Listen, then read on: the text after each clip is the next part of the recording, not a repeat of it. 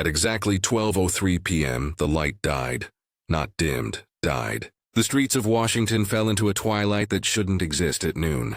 Phones went dark mid-sentence. Digital billboards froze in half-lit fragments of color. Cars rolled to a stop at once as if the city itself had exhaled and decided not to breathe again. And in the silence that followed, one sound emerged. A faint hum through every radio, every emergency line, every earpiece still with a trace of power. Frequency 108.4 megahertz. A whisper, not language, but a rhythm that made the human brain think it was one.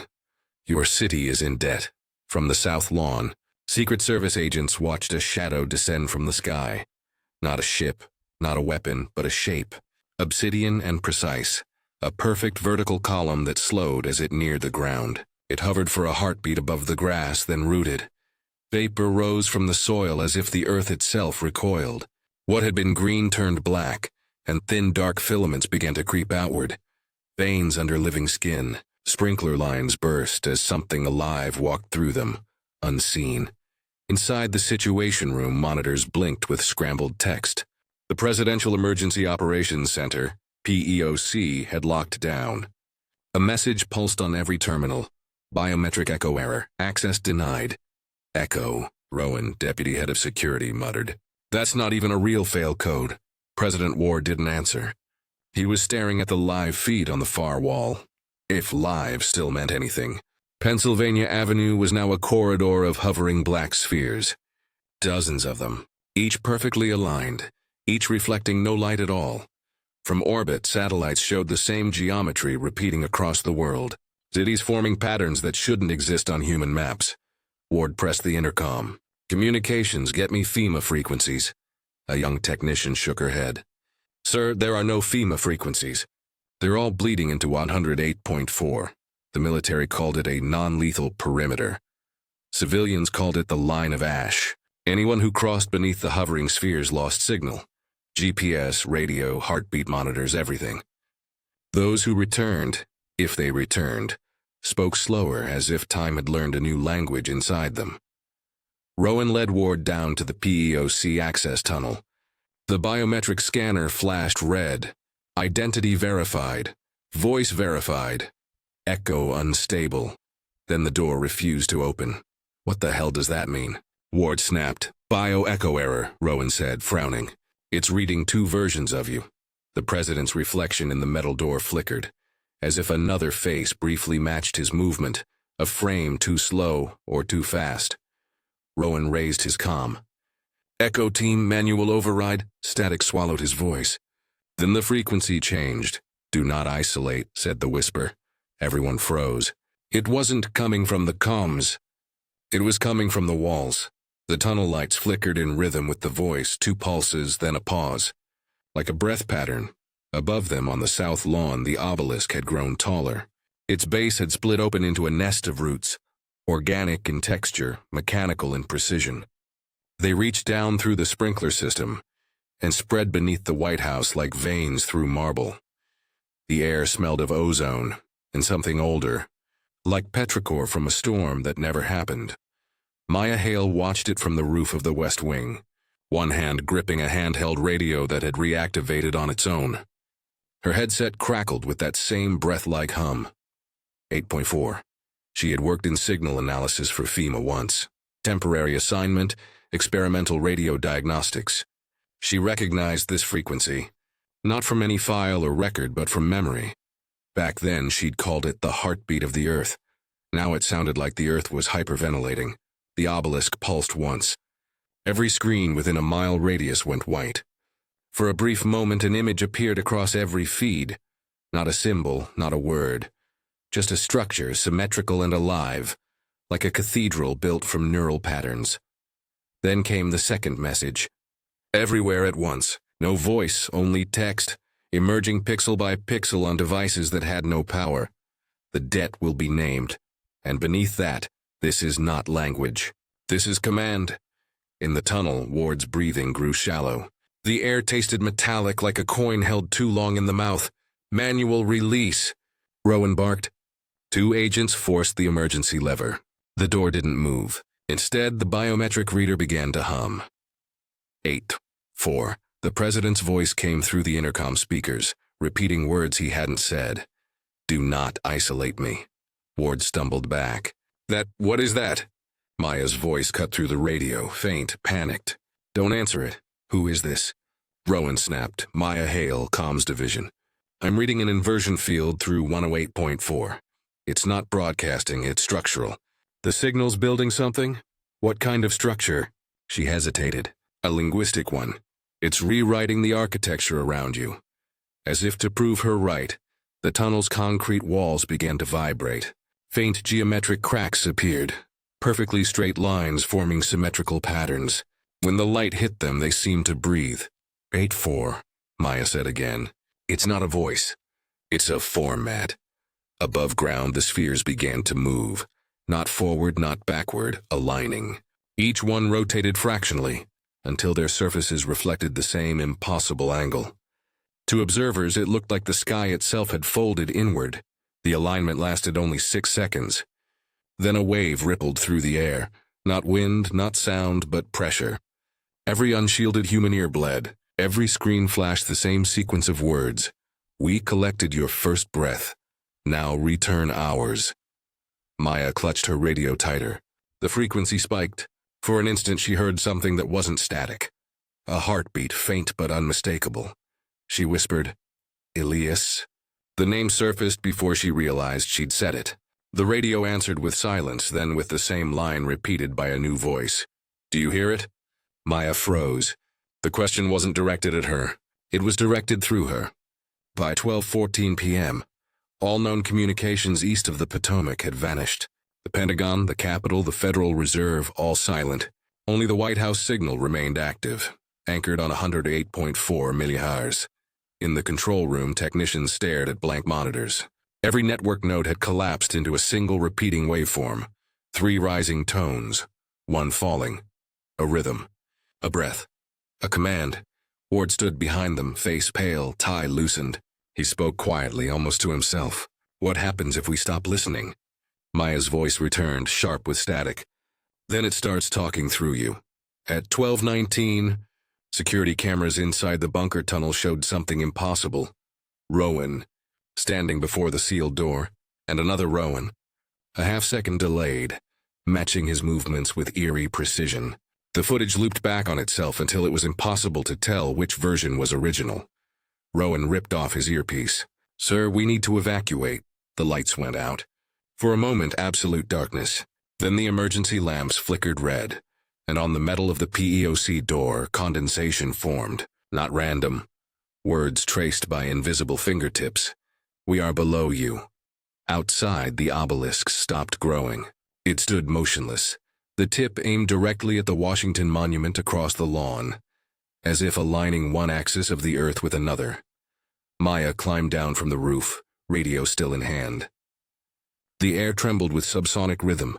Every step felt heavier, as if gravity had changed direction. She passed a child's bicycle overturned on the walkway, its chrome frame coated with a fine black dust. When she brushed it off, the dust clung to her fingers and pulsed once like something alive tasting the air. The radio hissed again. "Do you hear it?" "Yes," she whispered. For a brief instant, the static shifted into harmony, a sound like 1,000 voices inhaling together. And then remember how to breathe. At 12:23, every remaining display in the White House lit up again.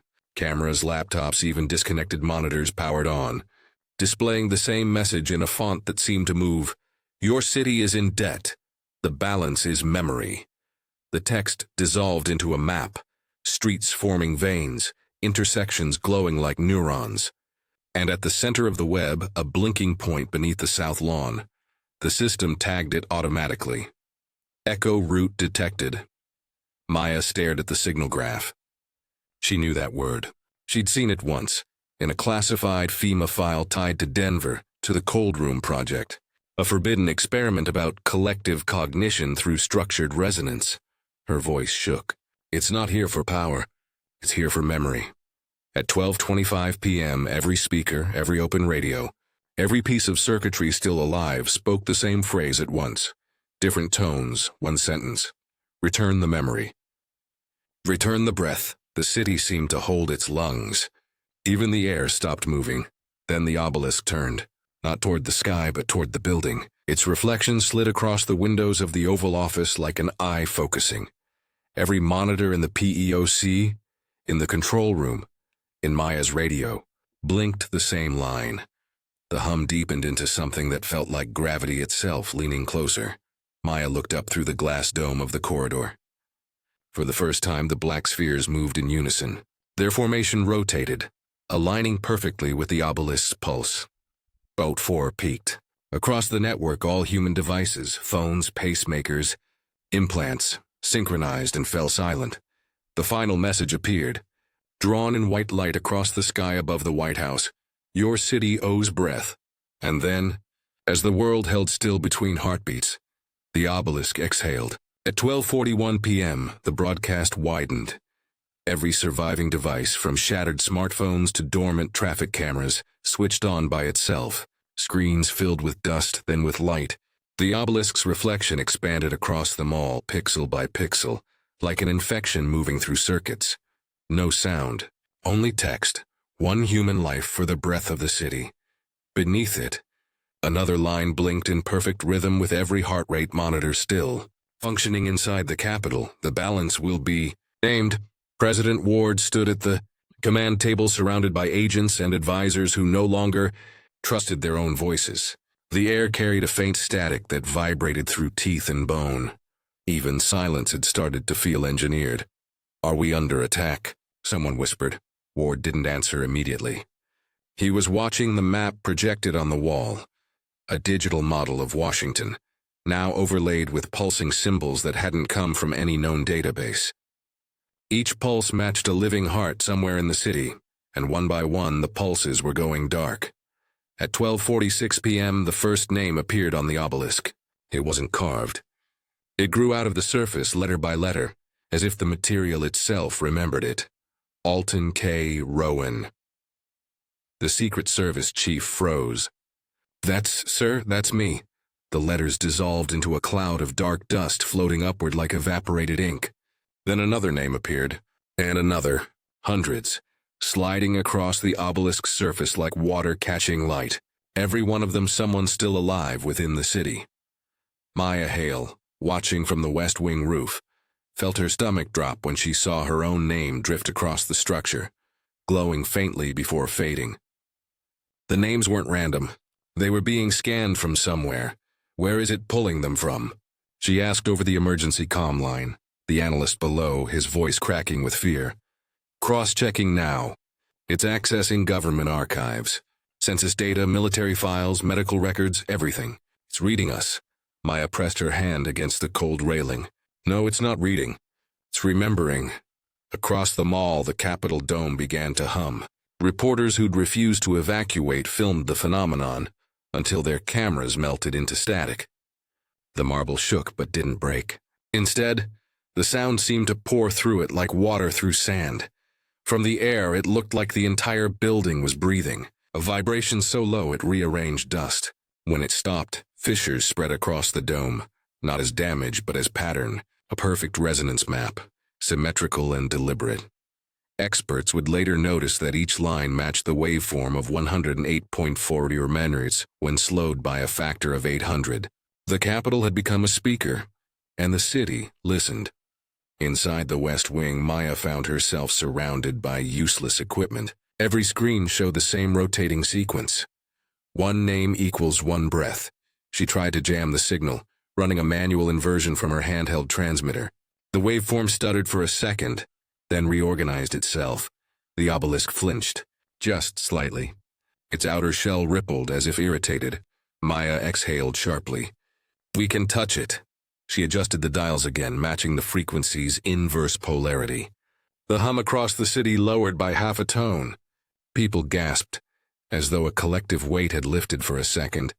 Then the signal retaliated. Every speaker within a kilometer radius screamed at once, a deep metallic roar that wasn't loud, just absolute. Windows shattered inward. Her radio caught fire in her hands. Maya fell to her knees. Okay, she whispered to herself. You noticed. In the bunker, Ward was pacing. His reflection on the dark monitors seemed slightly delayed. He had been speaking for 10 minutes into an offline camera, an old analog one, just to make himself feel human again. If there is intelligence behind this, he said, it's not invasion. It's collection. They're harvesting memory as currency. He stopped, massaged his temples, and leaned closer to the lens. Debt implies consent. Somewhere, somehow we agreed to this. He paused, exhaled. And now they've come to collect. Rowan slammed a hand on the table. Sir, that's defeatist talk. We need a military solution. Ward smiled faintly, a tired kind of smile. You can't shoot a structure of thought, Rowan. But we can blow up the obelisk. Maya's voice crackled through the backup comm line. Don't. It's rooted in the water system. You hit it, you poison half the city. At 1:03 p.m., all heart rate monitors across Washington synchronized. The pulse on each screen formed the same pattern. 3 short beats too long. Maya recognized it instantly. Morse code, she translated out loud, voice trembling. Giveback,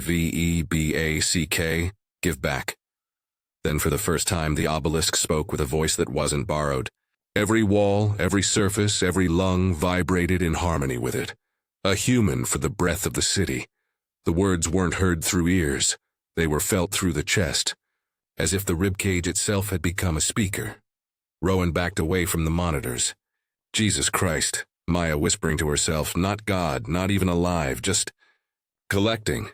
She worked alone in the communications wing now. Her hands burned from the failed jamming attempt. The walls still pulsed faintly. Through the static, she began to notice patterns hidden inside the frequency.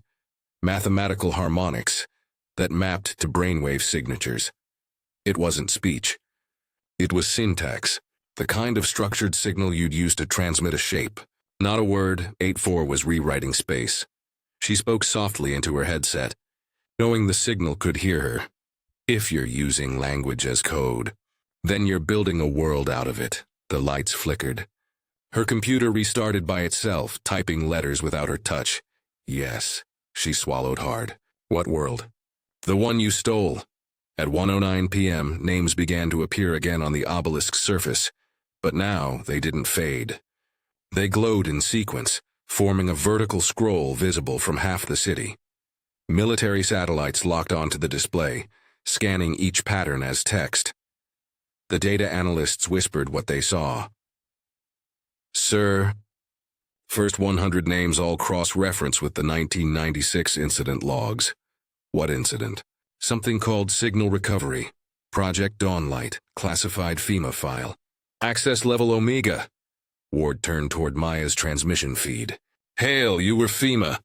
Her face appeared on the monitor, pale and flickering. I was temporary. Signal diagnostics, what was Dawnlight? She hesitated. An anomaly caught by ground-based radio telescopes in '96. It wasn't a transmission. It was an echo. Return signal from something that answered our deep space pulse. Meaning, we sent something into the dark. It answered back, and we recorded it. Ward's expression hardened. And then, we buried it, literally. Encoded it into a frequency that couldn't be heard. Date 4. The president stared at the obelisk on the feed. So this thing, it's calling the dead on that signal? Maya nodded slowly. We took something that wasn't ours. Maybe a language, maybe a map, and we used it to build everything. She pointed at the skyline behind her. Our networks, our data protocols, every algorithm that keeps the modern world standing. We built our world on their words. Maya reconfigured her equipment for one last attempt, phase inversion, this time using a low-frequency echo meant to trick the signal into silence. If she could disrupt it for even a second, maybe they could learn its structure. She switched the transmitter on. The hum filled her skull. 8-4 responded instantly. The obelisk quivered. The black veins across the lawn flexed and froze. For one glorious moment, the entire city inhaled. Free air, real light, the sound of birds returning. Then came the collapse. The obelisk screamed, not sound. Pressure. The temperature dropped 20 degrees in a breath. Windows across Washington shattered outward, and every person who had tried to jam the signal fell unconscious. Maya's headset melted. Her last sight before blacking out was the obelisk turning its mirrored face toward her and writing something across its surface. Elias Care. She woke in darkness, face pressed against the cold floor of the communications room. Through the shattered window, she could see the obelisk still pulsing, slower now, almost like a heartbeat at rest. Her laptop screen flickered to life by itself. Lines of text appeared, written by invisible hands. You took his map. You owe his breath. Give him back. Her fingers trembled. She typed one sentence. Who are you? The answer came, printed one word at a time across every dead monitor in the room. Elias Kerr. At 1:17 p.m., the city began to answer itself. The first sign came at the Lincoln Memorial. Tourists and staff who had refused to leave stood at the edge of the reflecting pool, trying to film the obelisk on the south lawn through a swarm of black dust that wouldn't settle. Park ranger lifted a bullhorn to push people back from the steps. Everyone. 2 seconds later, the same sentence came again from behind him, in his own voice. Everyone. He turned. No one else was speaking.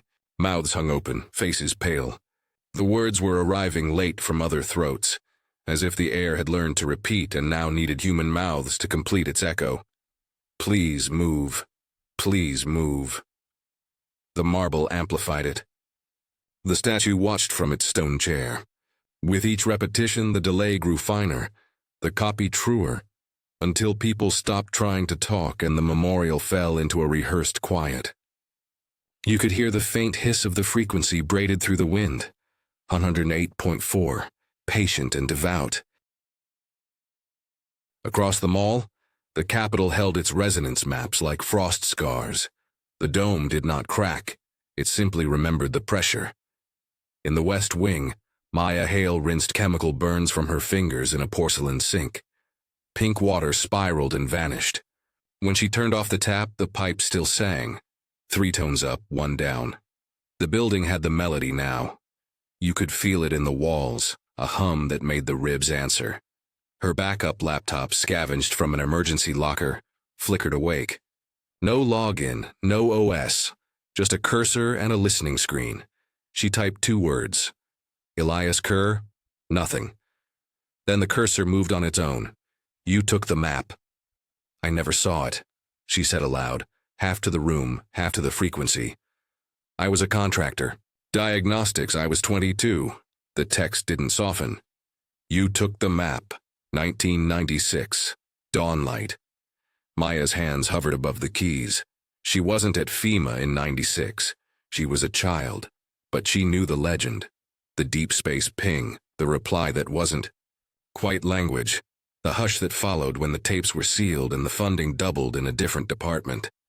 She typed, if something answered us, what did we take? The screen blinked, then printed 4 words in a font that looked like cut stone. Orbital node. Memory map. Memory. The word landed like a dropped coin in deep water. Whose? She whispered. Ours. The south lawn shook. A polite tremor you felt more than heard, like a cough in a cathedral.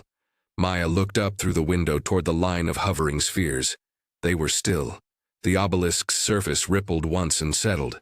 Her headset, melted at the ear, lay like a charred shell on the desk. She pushed it aside and picked up a handheld field mic instead, old and analog. It shouldn't work. It did. Rowan, she said into the unpowered device. I need access to the President's sealed archive. Anything stamped Dawnlight or Omega. Rowan's reply arrived through speakers that weren't connected. You don't have that clearance. Then give it to me. Silence. The building hummed their argument back at them, as if practicing. Deputy, Maya said, we have to understand what we took before we can return it. The demand is precise. Breath for breath. That implies the debt is measurable. Another silence, then Rowan again, lower. I'll get you a key. The old way. Beneath the White House, the PEOC door glowed softly with condensation. The phrase, we are below you, had faded, replaced by geometric frost, the lines so clean they could have been etched by a machinist. President Ward stood with his hand flat against the steel, not trying to open it anymore, just measuring his breath. We're not negotiating, he said softly. Sir? an aide asked. Ward kept looking at the patterns. Debt implies contract. Contract implies consent. If we negotiate, we admit to both. The aide nodded because that seemed like the correct shape for agreement. Understood. Ward lowered his hand. We will not deliver a citizen. Rowan arrived with a case tucked under his arm. He set it on a bench, spun the dials with a speed that said he'd practiced opening it in the dark, and lifted out a lead-sleeved envelope and a square of oxidized metal the size of a book. What is that? Ward asked. An interface key, Rowan said. Prototype from '96. Analog, well, the only thing I trust. He slid the metal wafer into a recess in a wall panel hidden behind a removable plaque. The panel didn't light up. The room did. The hum shifted. Somewhere above them, something aligned. A thin drawer popped out. Inside lay a cassette tape in a plastic shell, its label hand-typed. 8.4. Original return. Do not broadcast. Ward stared at the object like it was a relic. We kept the first answer on tape. Rowan looked at him and did not smile. We keep all our sins on tape, sir. They stack better. Play it, Ward said. Rowan shook his head. We don't play it, we show her. Maya's voice arrived, not through speakers, but as if the air relayed it. Show me. Rowan blinked, then accepted the absurdity. He hitched the drawer out, slid the cassette into a portable player that should not have had batteries and did, and raised a finger before pressing play. Once, he told Ward, you gave an order that couldn't be unsaid. This time, let her speak first. Ward said nothing. Rowan pressed the button. Static, not white noise, black. The kind that eats depth. Then a sound like a breath moving through a metal throat. A pattern under the breath. 3 up, 1 down. Familiar now. After 4 cycles, a syllable formed. Not English. Not any known language. Maya didn't wait for translation. It's not words. It's a map compressed as phoneme. A way to carry shape as tone. Say that for the transcript, Ward said tightly. I am saying it for the thing, listening, Maya said, and looked up toward the sealed ceiling as if someone were leaning down. She set her portable mic next to the player. We have what you sent, she said into the room. We can return the first line. The obelisk answered with a tiny change in air pressure, like a yes given with a held breath. Ward touched the tape with 2 fingers. If we play that out loud, we give them what they want. Maya's eyes didn't leave the obelisk's ghost on the wall monitor. We give them what we took. That's not the same sentence. Ward straightened. This administration will not. The walls cut him off with a whisper, his own voice 2 seconds later. Will not. No one laughed. At 1:29 p.m., a sedan on the Theodore Roosevelt Bridge broke the rules of matter. Traffic had stalled into a long silver question over the Potomac. A woman in the middle lane pressed her forehead to the steering wheel and counted breaths. The river below moved half-frozen, like muscle. The car in front of her disassembled. Not exploded. Disassembled. The paint separated into pigments. The pigments into molecules. The molecules into neat diagrams of bonds. The diagrams into a lacework of shimmering points. The whole machine lifted like a flock of tiny birds caught in one decision. Every passenger in every car stopped breathing. The shimmering points rotated by fractions. The diagrams reknit. The molecules remembered. The car settled back onto the asphalt as if it had never learned it could be anything else. The engine resumed its idle. The driver vomited quietly into his lap. Across a half-mile of frozen bridge, every person watched their own hands to make sure they were still one piece. The footage went nowhere and everywhere. Nothing uploaded, everything recorded by the city's new memory. Rowan watched a replay on a dead monitor that should not have refreshed. Copy protection, he said under his breath. They're showing us what being built looks like. Maya leaned toward the screen. They're showing us precision. Nothing breaks that can't be remembered accurately. Ward swallowed. And if we refuse? The obelisk answered. The screens in the control room all cleared at once. New words appeared in a font that didn't sit on the glass so much as sink into it. Return what you took. First line, first breath. Return Elias Kerr. Rowan frowned. Why a name? Why him? Maya's eyes were already on the tape. Because he built the well that caught the reply. Denver. The cold room. Ward's jaw tightened. That project does not exist. Rowan sniffed. Then it won't mind being in the archive. He slid a second object from the case, an old schematic on transparent film. He held it to the light. Rooms overlapped in different colored inks. Lobby, cryogenic vault, control. At the center, a black node labeled Echo Route, with an arrow that ran not into the building but out of it, through coordinates that resolved to a set of numbers Maya's brain recognized before she did. Orbital, she whispered. A node that's not a place, a position. Ward didn't look. We are not delivering a scientist to an alien debt collector, Maya said. We already delivered his work, 30 years ago. The map we used to build modern time. The president kept his face still, the way a person keeps still to stop a glass from shattering.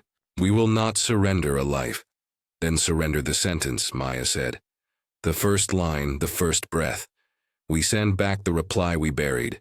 We return the shape. Ward stared at the cassette like it could bite him. And if that invites the rest of the language? Maya didn't soften it. Then we will understand the contract we've been living under since 1996. Rowan stepped into the hall to breathe air that hadn't filtered through a policy. The corridor listened to his footsteps and returned them 2 seconds later, softer.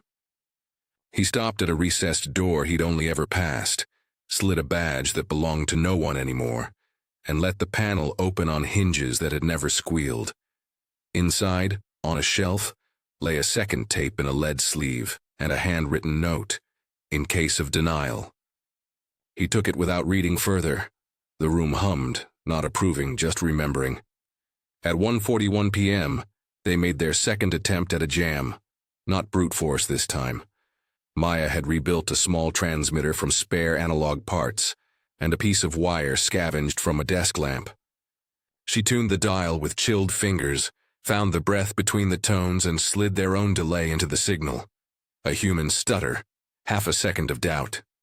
Across the mall, the obelisk shivered. The spheres turned slightly, then held. 4. A heartbeat the city eased, air moving like it remembered how. Hold it, Maya whispered. The transmitter warmed her palm like a living thing.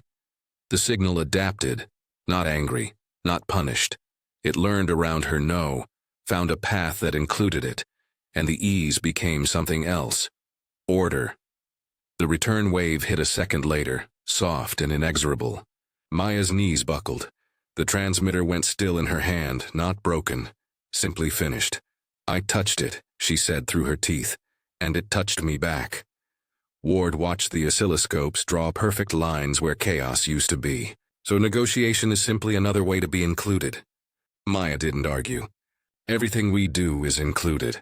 The Lincoln Memorial's echo changed key. People on the steps found themselves whispering not because of fear, but because volume felt like a lie. Every sentence carried a harmonized shadow, a 2-second echo that corrected grammar without changing meaning. When someone said, "Please help," the echo returned, "Help, please." When someone asked, "Are you listening?" the echo replied, "Listening." "Are you?" a mother told a child, "Breathe with me," and the echo corrected the order. "With me. Breathe." The child stopped crying. Back underground, the president stood before the tape recorder with the original reply waiting inside. "If we play this," he said, "we set precedent." "We admit to debt," Rowan met his eyes. "You set precedent when you hit it. You admit debt when you keep pretending there isn't one." Ward's hand tightened. "I will not be the first president to hand over a life. Then be the first to return a sentence," Maya said. "We owe the first line. The rest can be argued," Ward almost nodded. It looked like a man agreeing with relief. Then something flickered behind his eyes, an old doctrine waking. "No," he stepped back from the player. "This is a civilization-scale decision. We do not yield in a bunker." Rowan's mouth flattened. "We don't breathe in a bunker either." Before any of them spoke again, the building made its opinion known. The lights dimmed to a dusk that didn't care if it was day. The vents sighed. An invisible hand turned a knob none of them could see. Oxygen fell. Not a drop you could measure with a glance. A degree, a narrowing. The room learned the shape of held breath and imposed it. On monitors across the city, pulse oximeters slid from 98 to 93 to 91. No alarms. Just numbers acquiring gravity. People stopped mid-sentence, not out of panic, out of math. A calm arrived, the kind that precedes a choice. The obelisk wrote across itself in white, "Until Elias Kerr is returned, there is no breath." Rowan's hand went to his throat without meaning to. Ward kept his hands at his sides by will. Maya pressed her palm flat on the old metal tape player, as if feeling for a heartbeat. The device was warm. The room was not. She lifted the mic. Her voice came thin but steady. "We can return the line." The obelisk answered with pressure, neither yes nor no. Only the reminder that it could keep narrowing the city until the city learned the lesson of lungs.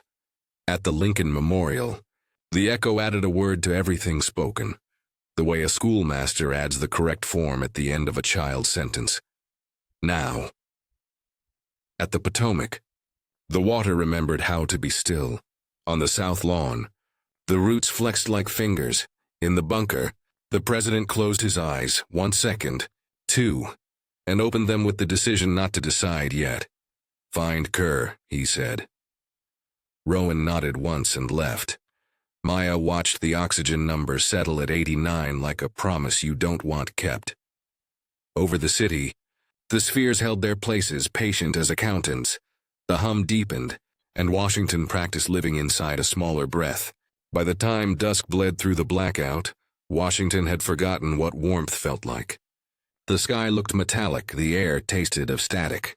Every inhale felt measured, as if the city had learned to tax oxygen. Maya Hale hadn't left the communications wing in 12 hours. Her breath came in short increments timed to the flicker of the lights. Each pulse of the obelisk outside, the slow thump under the lawn, rippled through the floors like a second heartbeat. Rowan's last transmission before he vanished into the night was brief.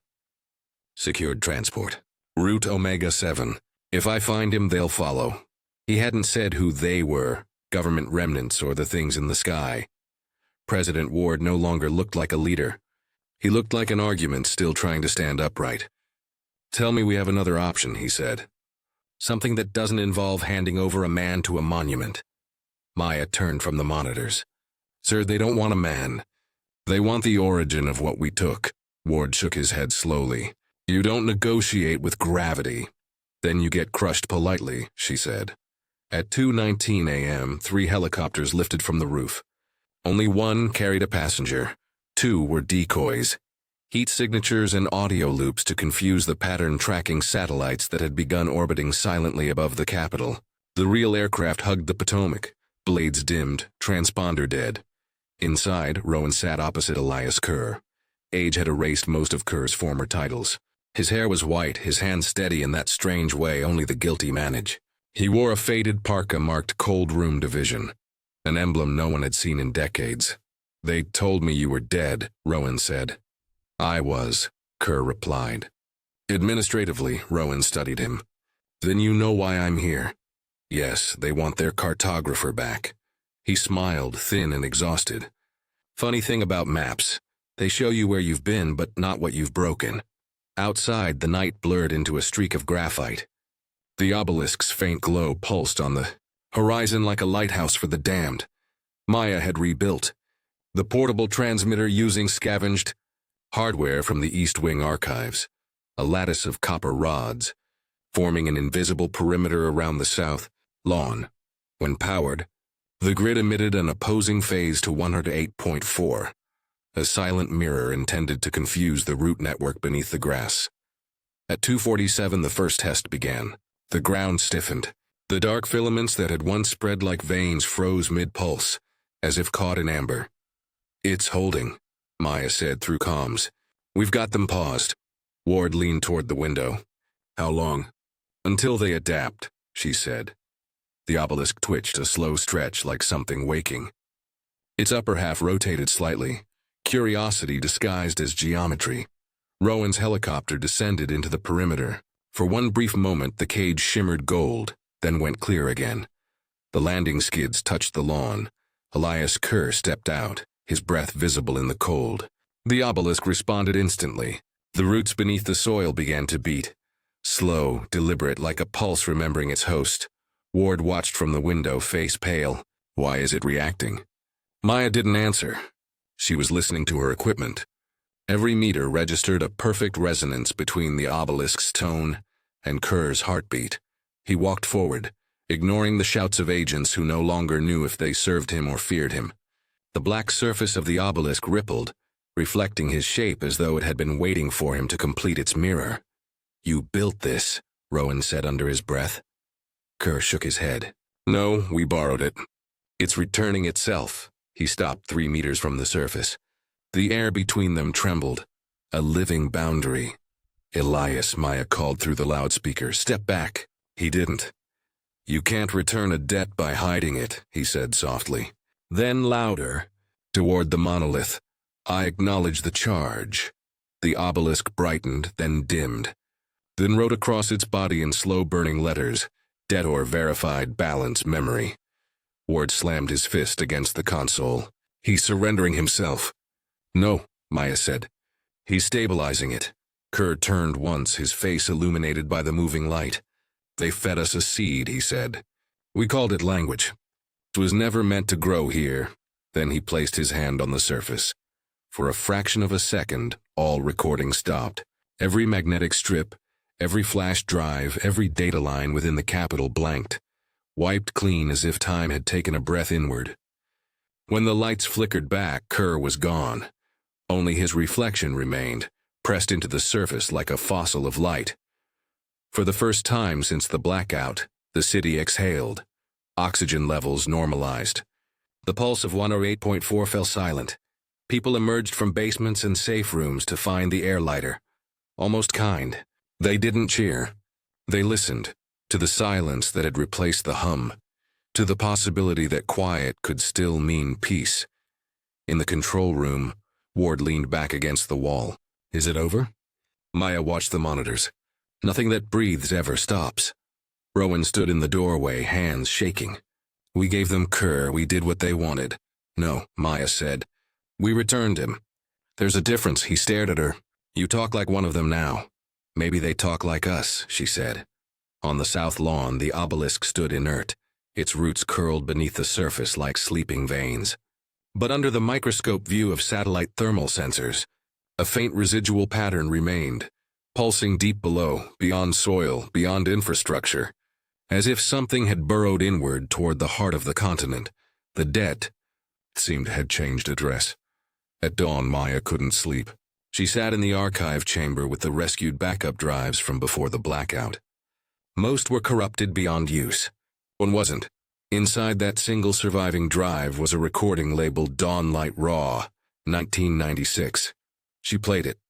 Not static. A human voice, her own. She froze. The time code read 1996-08-12, 20 years before she joined FEMA. "This is Maya Hale, signal operator. We've stabilized the reflection band. Preparing to close the channel." She stopped the playback, heart hammering. "I wasn't even born," she whispered. Rowan appeared in the doorway, drawn by the light. "What is it?" She turned the monitor toward him. "They've been editing us. The recordings, the memories. They're rebuilding the timeline with different versions of us inside." "Why?" he asked. "To pay in kind," she said. "They deal in memory. We took theirs, so they took ours." Ward entered behind them, looking older than hours allowed. "What did we steal exactly?" Maya pointed to the waveform on screen, its peaks forming perfect geometric symmetry. "This isn't a voice print. It's a map, a cognitive pattern of an entire collective consciousness. They called it a harvestable topology." Rowan frowned. "English, please." "It's a mind made of many minds," she said. "In 1996, we decoded its structure, inverted it into machine syntax, and used it to design global network architecture. Every algorithm, every data grid, every neural interface we built since then, it all came from this." Ward's voice was quiet. "We built civilization on stolen thought." Maya nodded. And every device that processes information pays rent back to the origin. That's the real debt. The obelisk just came to collect the accumulated interest. Ward moved to the window, staring at the inert monument. If what you're saying is true, every byte we store, every word we write extends the contract. Yes, Maya said. Unless we return the data, the first line, the original echo. Ward rubbed his temples. And how do we return a thought? By remembering it truthfully, she said. By admitting what we did. Rowan's laugh was dry. Confession is data transfer. The church would be proud. Maya didn't smile. It's not theology. It's parody. They built the universe on balance. We took information. We give it back in truth. Ward turned to her. And if truth isn't enough? She met his eyes. Then they'll finish the collection. Rowan led them to the presidential archive, an armored chamber sealed beneath layers of defense long obsolete.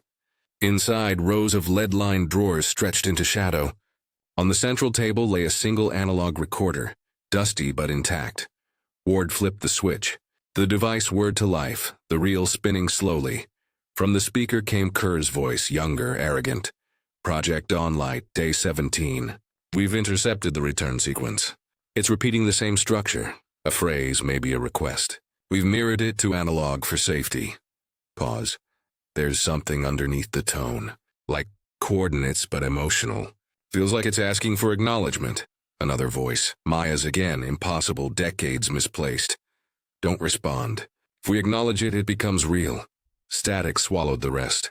Ward stopped the tape. We answered it anyway, didn't we? Rowan nodded. With a cold room, with Kerr's experiment.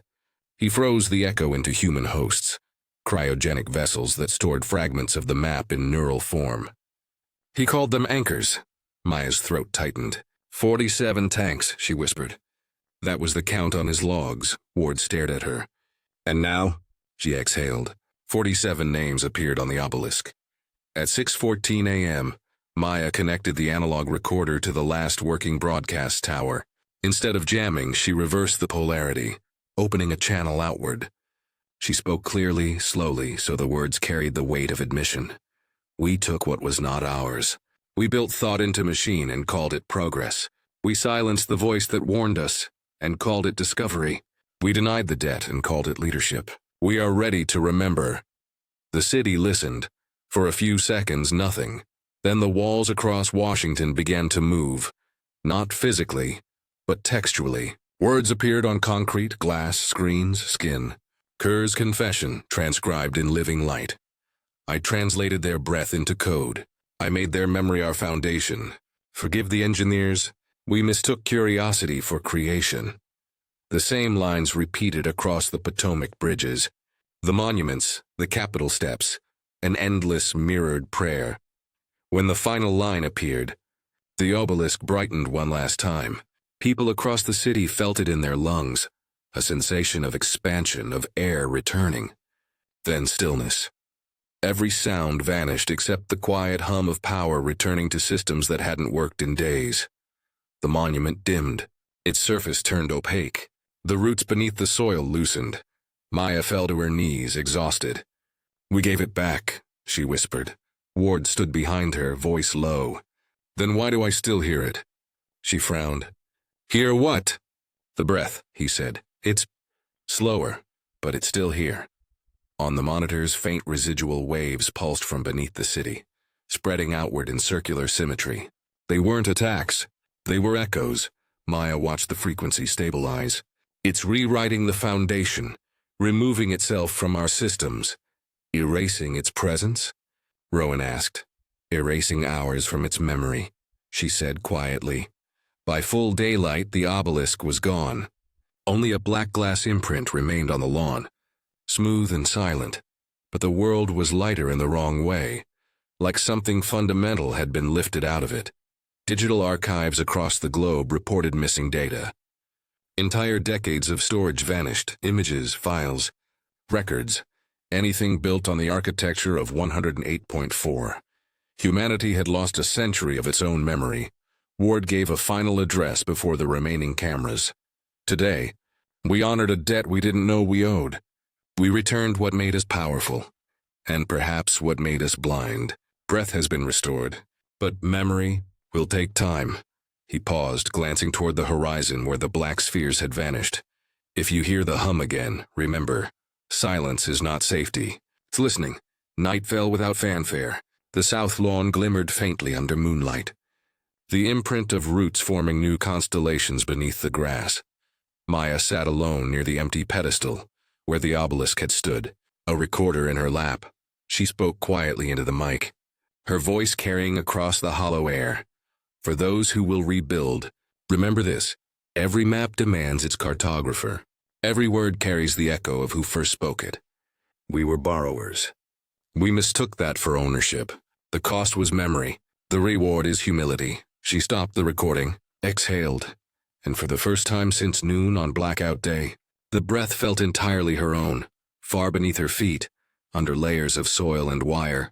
The last remaining thread of black root twitched once, like a heart deciding whether to wake again. And in the static between radio stations, at 108.4 a whisper surfaced, soft and almost human. Debt settled. For now. The morning after the exchange looked ordinary. For the first time in days, Washington glowed in soft daylight. Birds moved through the air without distortion. Power lines hummed, gentle and almost shy. The world had resumed but not returned. From the outside, it seemed the crisis had ended. From within, it felt as though the city were still exhaling something that didn't belong to it. Each breath carried a faint metallic echo, a residue of the frequency that once ruled every lung. Maya Hale stood on the south lawn where the obelisk had been. The grass was blackened into a perfect oval, like the mark of a burned halo. When she crouched, she could feel faint warmth beneath the soil, rhythmic, timed like a pulse trying to remember itself. Rowan approached from the eastern colonnade, his uniform unbuttoned, face sleepless. They say oxygen levels are stable. Everything's nominal. He paused. That word's starting to feel meaningless. Maya didn't answer. She was holding an old analog recorder, the same one that had carried Kerr's voice during the confession broadcast. The reels turned slowly, though the device wasn't powered. Rowan watched her. You think it's still listening, she nodded. It never stopped. It's quieter because it's waiting. In the operations bunker, President Ward had aged a decade in a night. His reflection on the dark monitors looked slightly off, as though the light itself didn't trust him. Maya joined him with the recorder in hand. We have one more transmission to send. He shook his head. We already returned the map. The deal was closed. The debt was transactional, she said, but the silence that followed, that was incomplete. They left something behind. What could they possibly want now? Maya glanced at the reels. Not want, expect. She explained her plan in careful tones, every word deliberate. If the 108.4 frequency was built as a bidirectional bridge, half analog, half synthetic, then sending only the map had returned structure, not sentiment. What was missing was recognition, a living acknowledgement of what was given and lost. The breath component of the contract. I can broadcast a dual-phase signal, she said. One half analog carrying the original line we took. The other digital, layered with our own. A confession encoded as heartbeat. Ward's eyes narrowed. A confession of what? That we finally understand. By noon, the old emergency antenna atop the executive office building was turned back toward the sky. Its surface shimmered faintly from residual heat, like a scar healing too fast. Maya calibrated the transmitter by ear, counting heartbeats between clicks. Rowan oversaw the relay switch. If this goes wrong, it won't, she said. He didn't argue further. They both knew wrong had already lost its meaning. Maya took a final breath and pressed record. Her voice carried into the static.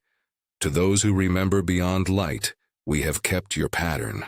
We used it to speak, to build, to name our truths. We give back the first line, not erased but returned whole. She flipped the switch. The signal split in two, analog down through the ground, digital upward into the sky. The frequencies met somewhere above the atmosphere and folded, forming a single heartbeat-shaped waveform. Every screen in the Capitol blinked once, then cleared to pure white. No text, no sound, only silence thick enough to feel. The first reaction came not from the machines, but from water. The reflecting pool outside the Lincoln Memorial began to tremble, not with wind, but with speech. Ripples formed concentric rings spelling the waveform of the transmission, wordless but legible to anyone who had ever felt sound in their bones. People gathered silently at its edge. The water mirrored the sky mirrored the city, and for a fleeting moment reflection itself seemed alive. Back in the control room, Maya watched data collapse into simplicity. One continuous curve, rising and falling like a living pulse. Ward whispered, "What's it saying?" She leaned close to the monitor. "It's not saying anything. It's listening." Then from beneath the blackened oval on the south lawn, the ground rose. Not violently, gently, as if the earth were breathing upward. The soil cracked along a perfect line, and from its center emerged something thin and luminous. Not flesh, not metal. A hand-shaped extrusion of light extending from where the obelisk had once anchored itself. It hovered for a second, fingers unfolding. The motion wasn't human. It was careful, mathematical, reverent. Maya stepped forward before anyone could stop her. The hand didn't reach toward her. It reached through her, hovering inches from her chest, then paused over the recorder in her grip. She understood. Without hesitation, she held the device out. The light brushed against it, and the reels inside began to spin faster, glowing with faint gold. Every rotation seemed to erase dust from the metal to restore weight. Ward whispered, "What is it doing?" Taking back the voice, Maya said. When the hand withdrew, the recorder was silent, still turning but empty. The light began to retract, slowly sinking into the soil. As it vanished, a final vibration rolled through the city. Not destructive, but harmonizing. All clocks synchronized. Traffic lights blinked in the same instant. Heart monitors in hospitals displayed a uniform rhythm, 60 BPM, the pulse of the signal itself, then my quiet. The black mark on the lawn faded to gray, as if washed clean. The air felt warmer. Rowan looked around, disoriented. "That's it?" Maya nodded slowly. "We gave it back." Ward exhaled, the sound of a man realizing he'd been holding breath for days. "Then we're free?" "No," she said softly. "We're equal." Hours later, the world's network stabilized. No more anomalies, no new broadcasts. Yet faint traces of the dual-phase waveform embedded themselves into human-made systems. Not as code, but as heartbeat intervals. Servers, machines, even pacemakers began to pulse with a uniform delay between operations. A reminder written into rhythm itself. When engineers analyzed the phenomenon, they found the pattern harmless. Some called it the breath of the world, others the cost of survival. Maya stayed by the south lawn long after everyone left. The grass had begun to grow again, green blades pushing through the ash. But when the wind blew, the pattern of growth shifted slightly, spiraling inward, always toward the center of the vanished obelisk. She placed her palm on the soil. It was warm, almost like skin. For the first time, the ground didn't hum, it inhaled. That night, as she archived the last remaining analog records, a faint knock echoed from the speakers. 3 beats, 1 pause, he wait for she froze. Then quietly a voice surfaced through static, not alien, not mechanical. Familiar, human. Maya. Her breath caught. "Elias?" "The debt was never punishment," the voice said. "It was a mirror. What you build becomes who you are. You gave it back, but you kept its shape." The static deepened, wrapping around the words like ocean around a sinking bell. "Protect the breath. Don't let them forget how it sounds." Then silence. She rewound the tape. Nothing there. Only the faint hiss of empty air. Maya leaned back, exhausted. The hum had returned, but this time it wasn't invasive. It was compassionate, like the earth reminding her it was still awake. Before dawn, she walked once more to the lawn. The sky above the city was clear, washed of black geometry. On the horizon, the first light of day shimmered against the white dome of the Capitol. She spoke softly to the empty air. "We took your language to build our world. Now we know words are alive, and they remember who borrowed them." She waited. No response. Only the sound of wind, except it wasn't wind. It was a single low exhale spreading across the city like gratitude. In the distance, a child laughed. The first spontaneous sound not echoed by 108.4.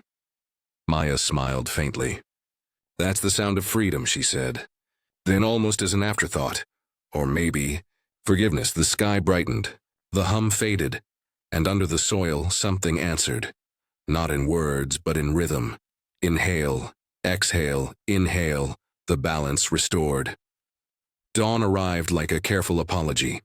No sirens, no hum, no geometry in the sky. The city exhaled, and for the first time since the blackout kept the breath. On the south lawn where the obelisk had stood, grass had begun to knit a pale green over gray ash. The oval still held its shape, clean, surgical, as if the earth had been opened and stitched with reluctant grace. A light breeze carried the smell of wet soil and burned copper, the after scent of a storm without lightning. Maya Hale walked the perimeter alone. She moved slowly, listening, not for danger but for confirmation. The faint, steady pulse beneath the ground had relaxed into something more human, a rhythm that trusted pauses. Rowan joined her from the colonnade, jacket unbuttoned, tie in his pocket. He looked like a man who'd learned to dislike mirrors. "Good morning," he said, and it didn't sound like one. "It's quieter," Maya said. But quiet isn't absence. They stood together a moment. Finches rose from a low shrub, startled by nothing. There were no spheres overhead to distort their flight. The sky wore a simple blue and meant it. "Ward's address is in 20, Rowan said. "He wants you on the line. Technical assurance." Maya watched a fresh blade of grass poke through a seam of ash. "Tell him I'll be there." The corridors of the West Wing smelled like paper and dust again. No more ozone bite, no more 108.4 breathing through vents. When agents spoke, their voices didn't return 2 seconds later as corrected copies. The echo was gone. At the PEOC access tunnel, the biometric reader shone a calm green. Rowan put his palm on the pad. The door opened without argument. "Echo errors gone," he said. "Clean as a chapel." "Which means the door believes in us again," Maya replied. Inside, oxygen readouts displayed normal numbers that felt less like metrics and more like forgiveness. The tape deck from the confession broadcast sat on the bench, lid closed, reel still. Maya pressed 2 fingers lightly on the metal and felt nothing but the faint cool of a machine that had finished its sentence. Ward waited in the briefing room, face returned to human scale. "Less monument, more man. Before I speak," he said, "I need to ask a question neither of you will enjoy." Rowan raised an eyebrow. "Only one?" Ward glanced toward the ceiling, as if addressing the old hum by habit. "Are we safe?" Maya considered the lawn, the water, the clocks that now agreed. "We are balanced." "Not the same word," Ward said. "The right one," she answered. He accepted that with a long exhale. "Then I'll tell them the truth." Cameras returned to their ancient work, converting breath to image, image to certainty. Ward looked directly into the lens. "Washington, we have lived through a new kind of weather. We mistook a structure for language and built our world upon it. Yesterday we returned what we borrowed. Today we live with what remains. Our own voices, our own maps, and the memory of how we learned to speak." He paused. "Let silence do work no speech could. We did not win anything. We managed an accounting. There is no shame in balance. There is only the task of living inside it." The feed cut clean. No echo, no correction. People across the city lowered their phones and did not scroll. The moment had no glitter. It had weight. Rowan watched the monitors go black and nodded once, like a man who hated speeches but loved honest math. "That'll do." They returned to the lawn. Morning light sharpened the oval, made the soil shine. A groundskeeper's boot left a careful print at the edge. A small, tender vandalism. Maya crouched at the center and brushed ash aside with 2 fingers.